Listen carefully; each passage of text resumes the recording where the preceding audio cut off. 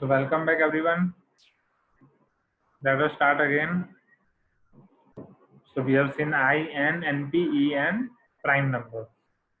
Now they are asking few things that सारे options आपको दिए गए ABCD. Now क्या सही क्या गलत वो हमें चेक करना है. So in option A, N intersection NP is equal to 5. Check it. N intersection NP. तो उन दोनों का इंटरसेक्शन तो 0 मिलेगा. So it is not 5. It is false. because वो हमें मिलेगा 0. B, I minus N is equal to NP. Let us check that. So I में से N माइनस करो, ये पूरा I है, उसमें से N निकाल दोगे तो आपको क्या मिलेगा? -1 to यहाँ से माइनस इन्फिनिटी तक. तो माइनस इन्फिनिटी और -1, बट NP में आपका 0 भी है, right? So I minus N is not equal to NP. This is also false, right? C, N minus NP union NP minus N is equal to I minus 0. Okay, so N minus NP union NP minus N minus sorry N minus NP union NP minus N. चलो देखते हैं. तो अगर आप N minus NP करोगे इसका मतलब क्या है? N में से इन दोनों के कॉमन एलिमेंट को माइनस करोगे तो N में से दोनों का कॉमन एलिमेंट क्या है? 0. ये माइनस हो जाएगा तो आपके पास ये बचेगा. फिर NP माइनस N, NP में से N माइनस करोगे तो ये माइनस हो जाएगा, आपके पास ये बचेगा. अब इसका और इसका आपको करना है यूनियन. तो अब यूनियन करोगे तो आपको क्या मिलेगा? -2 -1 फिर 1 2 चलता जाएगा. बीच का 0 है ही नहीं, किसी में भी तो आएगा ही नहीं. अब आपको इसके इक्वल तो आपको दिया है I minus 0, isn't it? ये पूरा का पूरा I है, बस 0 नहीं है. It is I minus 0. ये पूरा का पूरा I है आपके पास, बट 0 नहीं है. So it is your option number C. It is true. अब ऑप्शन नंबर डी में आपको ये दिया है कि E intersection P is equal to 5. But आप भी देख सकते हो अगर इवन और प्राइम नंबर का इंटरसेक्शन निकालोगे तो क्या आएगा? 2. Right, so it is also wrong because 2 is only even prime number available in mathematics. Okay,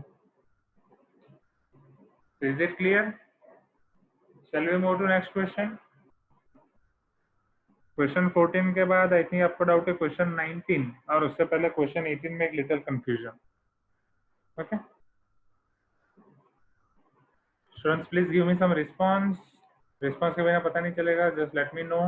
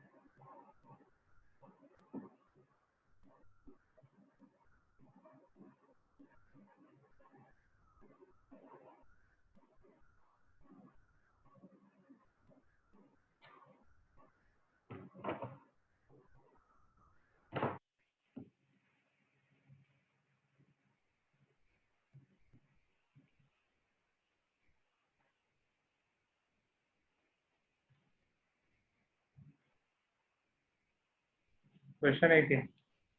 They are asking that if capital A is equal to AB, capital B is equal to CD, capital C is equal to DE.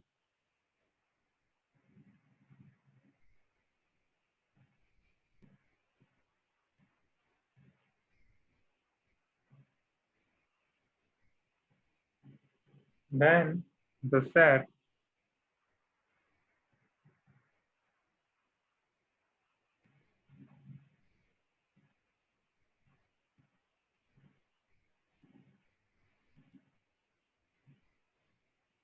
Is equal to, now ये देख के ही पता चलेगा, right.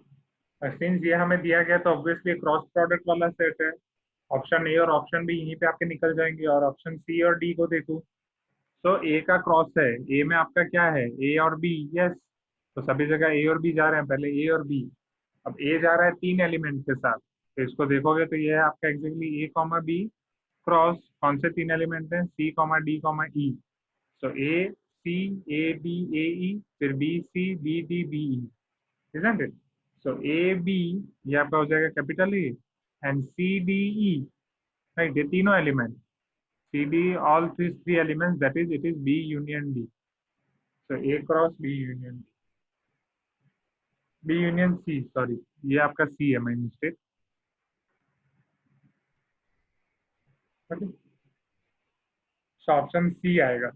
तो क्या पीछे D दिया है क्या? तो it is printing mistake, option C आना चाहिए आंसर। ओके,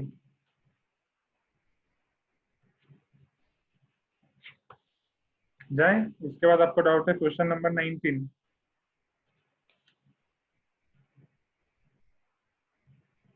हाँ 18 में सी ही तो दिया है।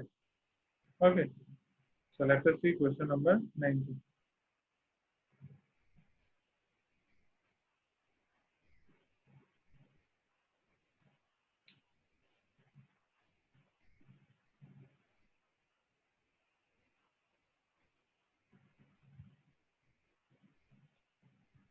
The set of all x for which f of x is equal to log 2 base x minus 2 by x plus 2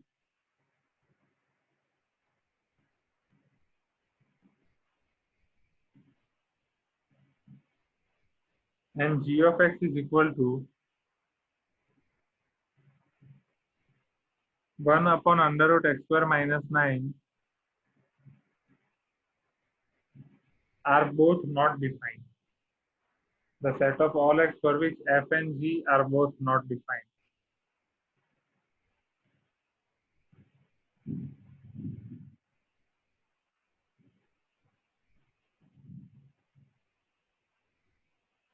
See, अभी तक हमें ये पूछा जाता था कि दोनों डिफाइन है, उस तरीके से एक्स की कंडीशन फाइंड करो, तब हमें डोमेन मिलता था। अब हमें ऐसी वैल्यू लेनी है कि जिसके लिए वो डिफाइन नहीं है, नो प्रॉब्लम, हम ऐसा ही लेंगे। ओके, स्नेहा को स्क्रीन नहीं दिख रही है, और किस किस को नहीं दिख रही है? You are able to see the screen, right? चलो,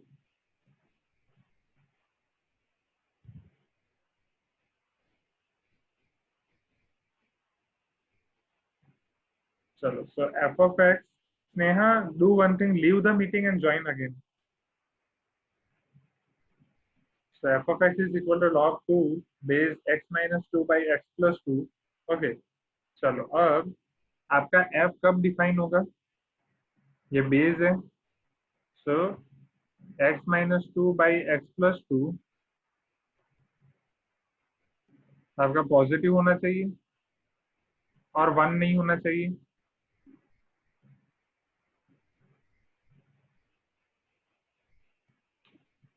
तब आपका फंक्शन डिफाइन है। बट अब हमें लेना है कि फंक्शन कब डिफाइन नहीं है। चलो, तो ऑब्वियसली इसका उल्टा, फंक्शन कब डिफाइन नहीं होगा? So here we will assume that ये फंक्शन हमारा कब डिफाइन नहीं होगा, ऑब्वियसली जब ये चीज हमारी पॉजिटिव नहीं होगी। पॉजिटिव नहीं होगी मतलब वो जीरो हो सकती है या उससे less.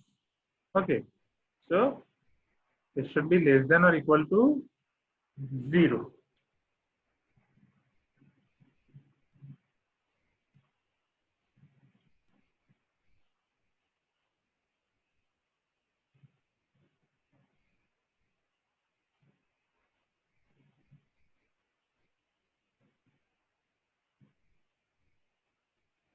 I'm repeating it once again. So x minus 2 by x plus 2 is less than or equal to 0। क्यों? क्योंकि हमें फंक्शन नॉट डिफाइन लेना है। सो नॉट डिफाइन के लिए वो लेस देन और इक्वल टू 0 आएगा, डिफाइन के लिए वो ग्रेटर देन 0 आता है, तो उसका उल्टा लेस देन और इक्वल टू 0। ओके,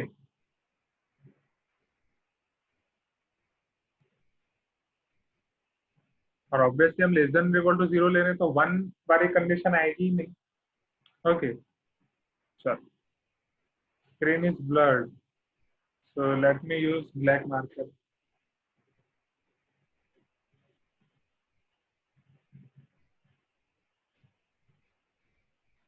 चल. अब x minus two by X plus to आपका लेस देन 0 कब हो सकता है, वो नेगेटिव वैल्यू कब हो सकती है?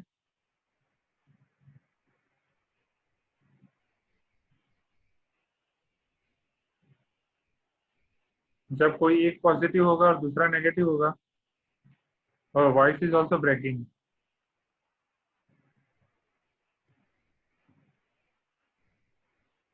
तो अगेन आई थिंक इंटरनेट थोड़ा स्लो हो गया है due to this rain may be.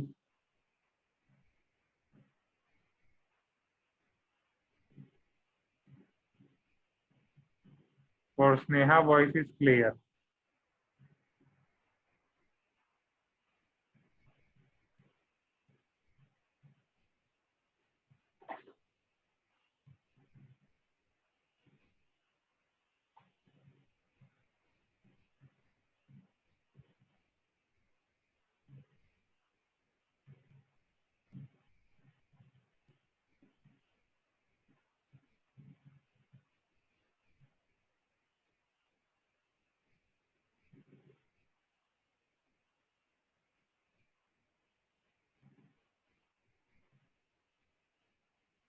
So Aryan, Anisha and Krishna are also telling that voice is clear. Okay, okay. Many students are telling voice is clear now. So if voice is clear and if screen is readable, I will use black marker and these bigger fonts as I have done in question number 18.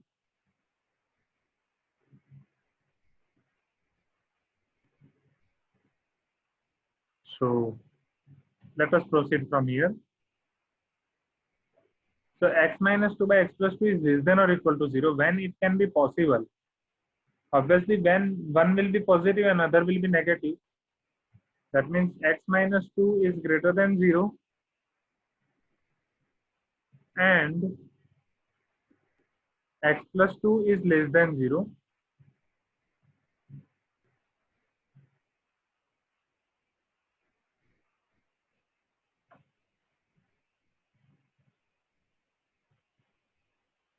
Okay.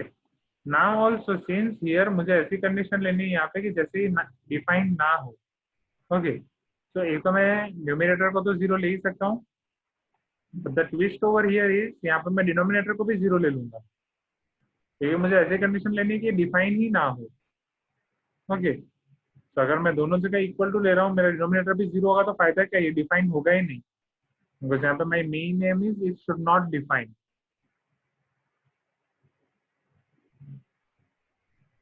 और दूसरी condition क्या हो सकती है, यार x minus 2 should be less than or equal to 0 and x plus 2 should be greater than or equal to 0.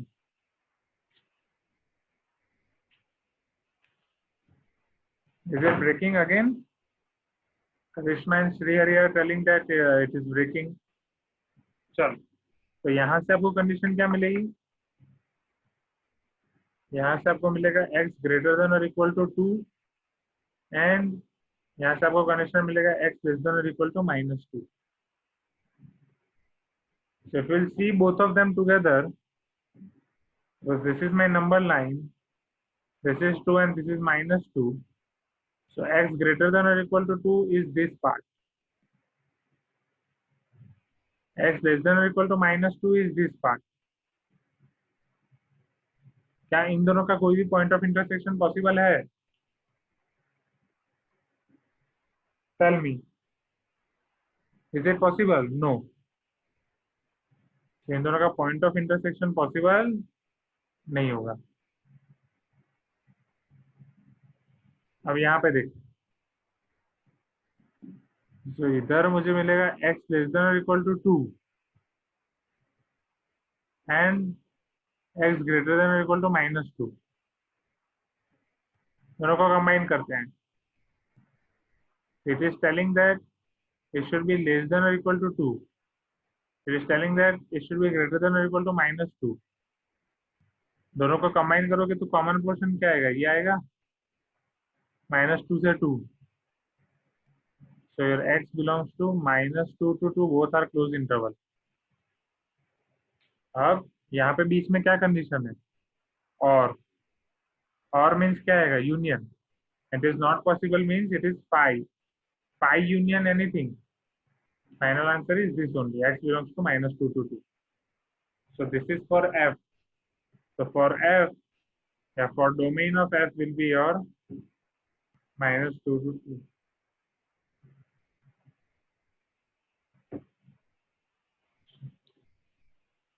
Let us find about g. क्योंकि हमें ऐसा डोमेन लेना है कि जिसके लिए एफ जी दोनों डिफाइन ना हो. तो अगर मैं -2 से 2 की वैल्यू लूंगा तो ये डिफाइन ही नहीं होगा. ये -2 लूंगा तो उस पर तो ये डिनोमिनेटर ही डिफाइन नहीं होगा. 2 -2 पे तो ये 0 हो जाएगा. ठीक है. तो ये लॉग का बेस 0 भी डिफाइन नहीं है, तो उसमें तो वो आपका फ्रैक्शन ही डिफाइन नहीं होगा. फिर -2 और 2 के बीच की कोई भी वैल्यू डाल दो. सपोज 0 डालो तो -2 नेगेटिव वैल्यू आ रही है, तो -2 के बीच में ये पूरा फंक्शन आपका नेगेटिव मिलेगा. कौन सा, x-2 negative base is not defined. चलो अब 1/√x² सो हियर ये डिफाइन कब होगा, जब x² - 9 ग्रेटर देन 0 होगा तब डिफाइन होगा. और नॉट डिफाइन कब होगा, लेस देन और equal to 0. implies x² is less than or equal to 3. Oh sorry, 9. implies x² is less than or equal to 9. अब समझ रहे हैं, यहाँ पे इंपॉर्टेंट है. तो x² is less than or equal to 9. तो अब मैं अगर यहाँ पे दोनों जगह स्क्वायर रूट ले रहा हूँ, तो x इज लेस देन और इक्वल टू 3 ऐसा मैं नहीं लिख सकता डायरेक्टली, क्योंकि 3 से छोटे बहुत सारे नंबर आ जाएंगे. तो मैं नंबर लाइन ले रहा हूँ, इसको भी नंबर लाइन से देखते हैं. सपोज ये मेरा नंबर लाइन है, यहाँ पे 0 है. अब मुझे ऐसे नंबर्स फाइंड करने हैं जिनका स्क्वायर 9 से कम हो. तो एक तो 3, 3 का स्क्वायर क्या होता है, 9. तो ये 0 और 3 के बीच में जितने भी नंबर्स हैं, उन सबका स्क्वायर 0 और 9 के बीच में आएगा. क्या नेगेटिव साइड में ऐसे कोई नंबर्स मुझे मिल सकते हैं कि जिनका स्क्वायर 9 या 9 से कम हो, या सबसे पहले ऐसा कोई नेगेटिव नंबर कि जिसका स्क्वायर 9 हो. Type in chat box, it is easy. ऐसा कोई नंबर जिसका स्क्वायर 9 होता हो, -3. अब समझो, अब -3 के लेफ्ट हैंड साइड जाओगे तो -4 मिलेगा. -4 का स्क्वायर 16 हो जाएगा, बढ़ जाएगा. -3 के राइट हैंड साइड आओ, -2, -2 का स्क्वायर 4. -2 का स्क्वायर 4 मतलब पॉजिटिव मिलेगा और 9 से छोटा आएगा. मतलब अगर मैं -3 से 0 के बीच के नंबर्स भी लूंगा तो उनका स्क्वायर भी 9 से कम आएगा. मतलब -3 और 3 के बीच में मुझे ऐसे नंबर्स मिलेंगे कि जिनका स्क्वायर मुझे 9 से कम मिलेगा. Is it clear. क्योंकि 0 और 3 के बीच में जितने भी नंबर्स ले लो उसका स्क्वायर 9 या उससे कम मिलेगा. इन द सेम वे -3 या 0 के बीच में जितने भी नंबर्स ले लो उसका स्क्वायर आपको 9 या उससे कम मिलेगा. तो शैल वी स्टार्ट. तो यहाँ से अगर मुझे कंक्लूजन निकालना हो, तो what will my conclusion over here. My domain of, sorry it is not domain of F. तो यहाँ पे जी डिफाइन ना हो उसके लिए F should belongs to -3 to 3. Okay. क्योंकि अगर मैं -3 और 3 के बीच का लूंगा तो x² आपका लेस देन 9 आएगा, लेस देन 9 आएगा तो ये नेगेटिव नंबर आएगा. सो इट इज नॉट डिफाइंड. तो अब दोनों डिफाइंड नहीं हो, एफ और जी. एफ डिफाइंड ना हो उसके लिए आपका एक्स होना चाहिए -2 to 2. जी डिफाइन ना हो इसलिए वो आपका होना चाहिए -3 to 3. दोनों डिफाइन ना हो मतलब एंड, एंड मतलब इंटरसेक्शन, मतलब कॉमन. तो एक है मेरा -3 to 3, एक है मेरा -2 to 2. चलो टेल मी कौन सा लेना है दोनों में से. -3 to 3 और -2 to 2. Right, obviously -2 to 2, because -2 to 2 आपका आएगा point of intersection. So your x belongs to -2 to 2. तो इन वैल्यू के लिए आपका f भी डिफाइन नहीं है और आपका g भी डिफाइन नहीं है. राइट. Is it clear. इसलिए क्वेश्चन थोड़ा अटपटा है, क्योंकि अभी तक हम ये फाइंड कर रहे थे कि किसके लिए डिफाइन है, इसमें ये फाइंड करना था कि किसके लिए डिफाइन नहीं है।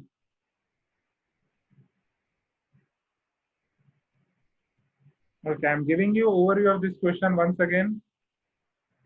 Sneha, you can't see the screen. You are not able to see the screen till now. Just do one thing, na, leave the meeting and join again.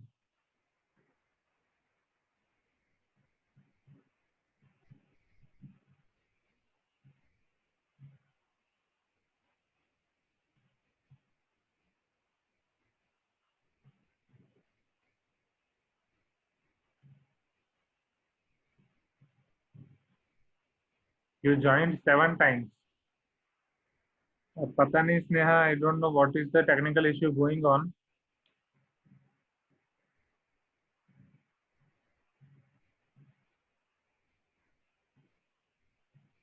Can you try it on another mobile? हाँ, just go through recording, okay? चलो see. Here f of x is equal to log 2 base x minus 2 by x plus 2. Okay, अब ये define नहीं है। ये define कब होगा? जब आपका बेस ग्रेटर देन जीरो होगा और वन नहीं होगा। तो अब ये डिफाइन कब नहीं होगा? ऑब्वियसली जब वो ग्रेटर देन जीरो नहीं होगा। ग्रेटर देन जीरो नहीं होगा तो क्या होगा? इक्वल टू जीरो और less than zero. Okay, so अब इक्वल टू जीरो और लेस देन जीरो करेंगे। इसमें you can do one thing, switch to gallery and double click. Okay, आपको ऊपर दो व्यू दिखाई देते हैं, आइदर गैलरी व्यू और एंटर फुल स्क्रीन, तो वैसा आप ट्राई करके देखो। अभी मैं कहाँ पे था? इधर। So X minus two by X plus two should be less than और इक्वल टू जीरो, क्योंकि वो ग्रेटर देन जीरो नहीं है तो लेस देन और इक्वल टू जीरो होना चाहिए। अब दो टर्म का डिवीजन आपका लेस देन जीरो कब होगा, नेगेटिव कब होगा? आइदर एक पॉजिटिव और दूसरा नेगेटिव होगा, या आइदर एक नेगेटिव और दूसरा पॉजिटिव होगा। ओके, अब जनरली हम डिनोमिनेटर में जीरो नहीं लेते थे, बट यहाँ पे हमें कंडीशन ही ऐसी लेनी कि वो डिफाइन ना हो, इसलिए हम डिनोमिनेटर में भी जीरो लेंगे। डिनोमिनेटर में जीरो होगा तो डिवीजन ही डिफाइन नहीं होगा, फ्रैक्शन ही डिफाइन नहीं होगा, तो फंक्शन डिफाइन नहीं होगा। फिर यहाँ पे हमने कंडीशन देखी तो ये वाली तो कोई कंडीशन मिल ही नहीं रही है। ये वाली कंडीशन देखी तो -2 से 2 मिल रहा है। फिर हमने देखा जी के लिए, तो जी ऑफ एक्स के लिए था आपका 1/√x² - 9। So x² - 9 should be और लेस देन और equal to zero. So x² should be और लेस देन और equal to 9। So your x should be belongs to -3 to 3 close interval. अब इन दोनों का पॉइंट ऑफ इंटरसेक्शन आपका क्या आएगा? -2 to 2। So is it clear? Okay Chulika, तो मैंने एक बार ऑफिस समझा दिया है। आगे बढ़ते हैं। अब क्वेश्चन 19 के बाद आपको डाउट है, I think question number 21। Okay, okay here only. Okay in 26, okay will see. 26 पे आते हैं, but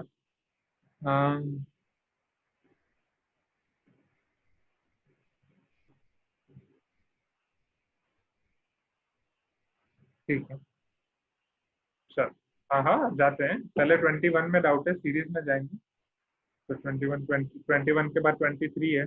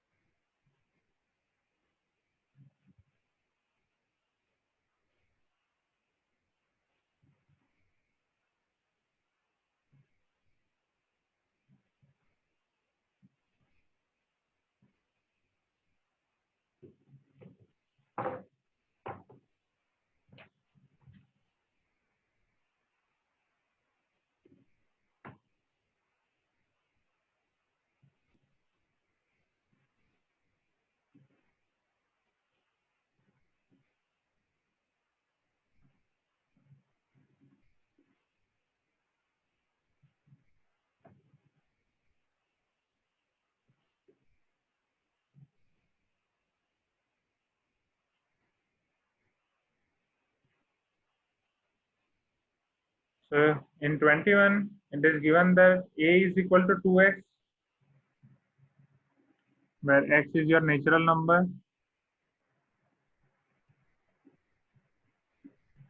b is your 3x, where x is your natural number, c is your 5x, where x is your natural number.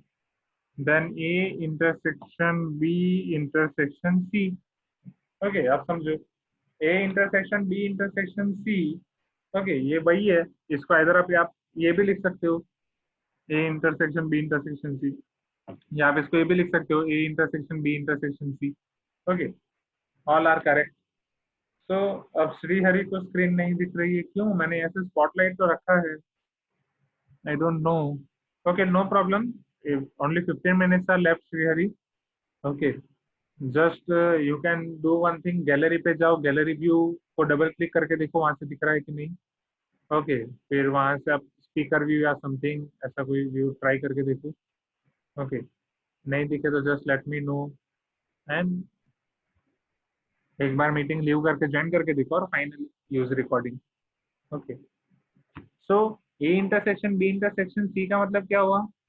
वो 2x भी होना चाहिए, 3x भी होना चाहिए, 5x भी होना चाहिए। So if it is 2x and 3x and 5x मतलब तीनों होना चाहिए, तीनों मतलब इंटरसेक्शन, इंटरसेक्शन मतलब तीनों का LCM, isn't it?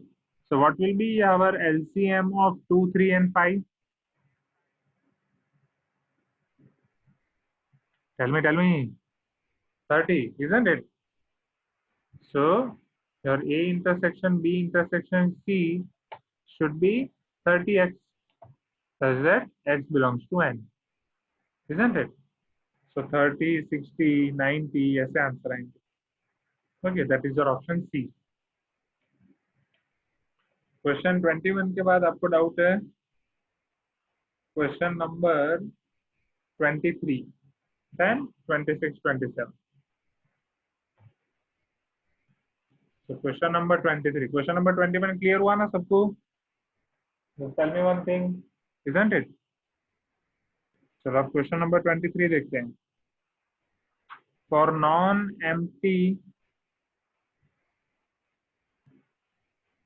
non-empty subsets A and B, they have given 4 different options. Okay, तो A and B आपके नॉन एम्प्टी सबसेट्स हैं। किसके सबसेट है पता नहीं, बट ये हमें पता है कि A और B नॉन एम्प्टी है, मतलब वो आपके एटलीस्ट 5 तो नहीं है। अब any subset of A cross B define a function from A to B, right? A cross B का कोई भी सबसेट आपको फंक्शन डिफाइन करेगा, क्या ये ट्रू है? Just tell me in chat box, क्या ए क्रॉस बी का कोई भी सब्जेक्ट उठा लूं, क्या वो फंक्शन बन जाएगा? फंक्शन की कंडीशन क्या है, राइट? एक तो सारे इनपुट पे आउटपुट डिफाइन होना चाहिए और आउटपुट आपका यूनिक होना चाहिए, राइट? तो ऑब्वियसली या वो आपका 1 to 1 या मैनी टू वन ही पॉसिबल है, 1 to मैनी पॉसिबल नहीं है। तो कोई भी उठा लो वो फंक्शन बनेगा नहीं, किसी को भी उठा लो वो फंक्शन नहीं बनेगा। चलो B, any subset of A cross A, अगर मैं कोई भी ए क्रॉस ए का सबसेट उठा रहा हूँ तो क्या वो फंक्शन बनेगा? टेल मी, सोचो, सोच के बताओ। सपोज मान लो मैं ए ले रहा हूँ 1, 2, 3, राइट? या अभी हम सारे ऑप्शंस ले पाए इसलिए मैं सिर्फ 1, 2 ले रहा हूँ। बी में ले रहा हूँ ए बी, तो टोटल कितने रिलेशंस पॉसिबल हैं ए क्रॉस बी अगर मुझे फाइंड करना हो? Number of elements in A cross B, 2 to the power 4 - 1,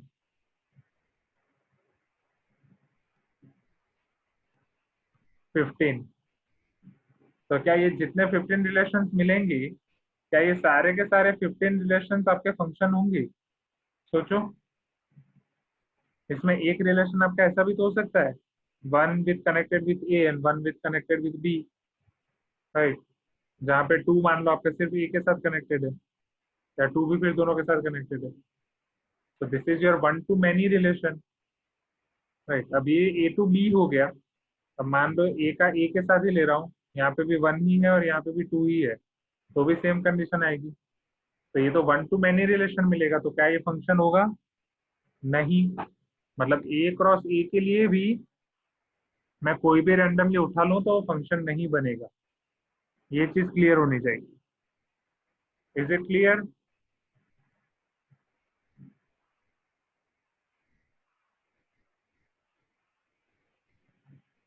वापस रिपीट कर रहा हूँ।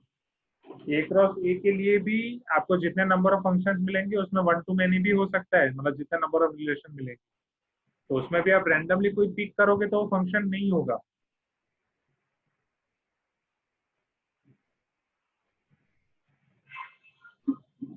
रैंडमली पिक करके आपको देखना पड़ेगा।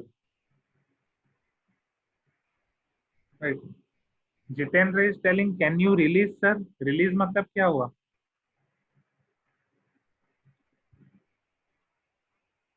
चल, सो ऑब्वियसली ये नहीं होगा।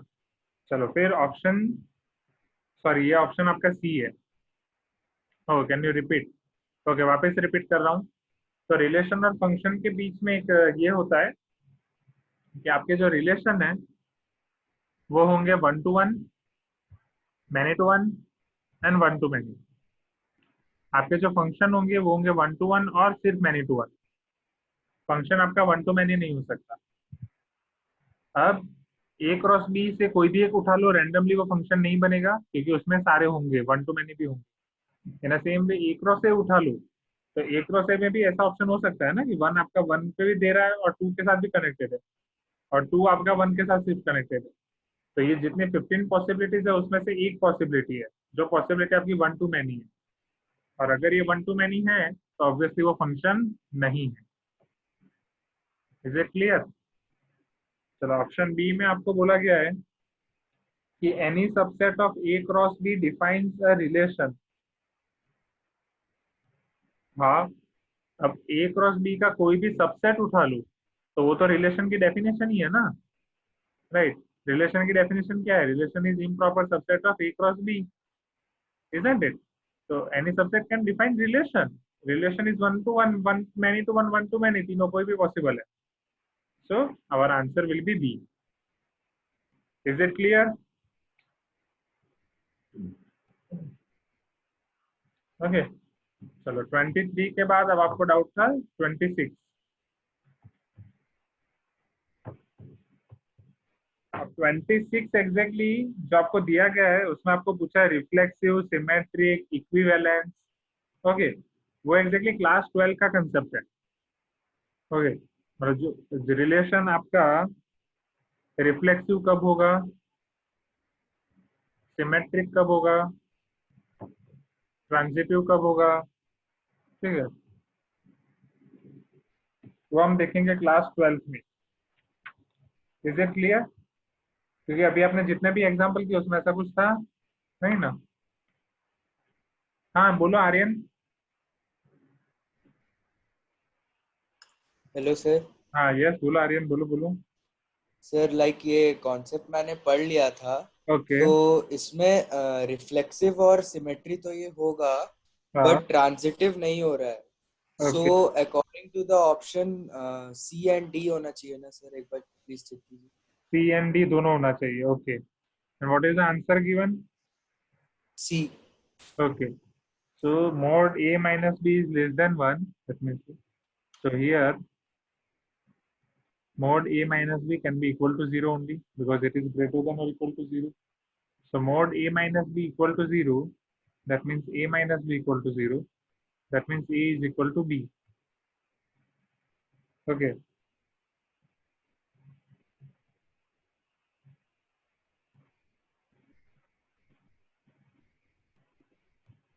so obviously r आपका यहाँ पे आ जाएगा a comma a, right, because b is equal to a belongs to integer क्योंकि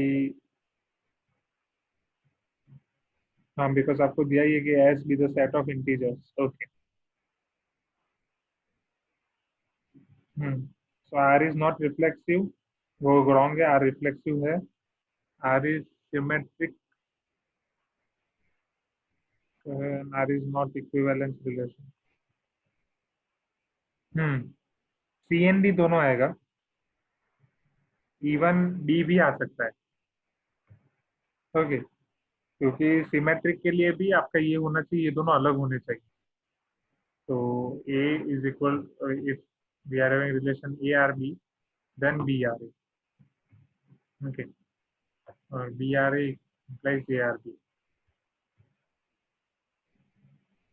तो बी क्वेश्चन मार्क है, मतलब बी ऑप्शन के लिए और थोड़े देखने पड़ेंगे, ओके, क्योंकि ऐसे अभी जब जब हम के सेट के सेम क्वेश्चन अभी करा रहा था मैं, तो उसमें सेम इसमें थोड़ा कंफ्यूजन हुआ था रिफ्लेक्सिव एंड सिमेट्रिक वाले में, ठीक है। सो एज ऑफ नाउ सिर्फ सी ऑप्शन नहीं आएगा, इसमें मल्टीपल करेक्ट आ सकते हैं, okay, C D D, okay. बाकी हम इसको क्लास 12 में देखेंगे, ठीक है, क्योंकि इसमें इसके डिटेल्स में हम बहुत सारे जाएंगे कि रिफ्लेक्सिव का मतलब क्या है, सिमेट्री का मतलब क्या है, ट्रांजिटिव का मतलब क्या है, okay. Even it is not there in your NCERT as well, okay. School में अगर आपको करा रहे हैं तो just let me know, okay, तो मैं आपको करा दूंगा। क्वेश्चन 26 के बाद आपको डाउट होगा question 27, but again question 27 is also out of syllabus, क्योंकि वो अभी पता नहीं चलेगा, क्योंकि इसमें ये आपका इनवर्स ट्रिग्नोमेट्रिक फंक्शन है।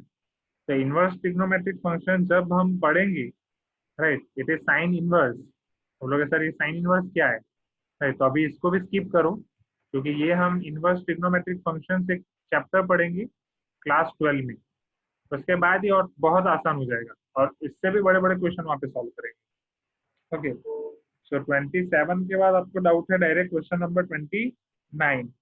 अब 29 देखते हैं, 29 आपको एक नई चीज सिखा रहा है, ओके।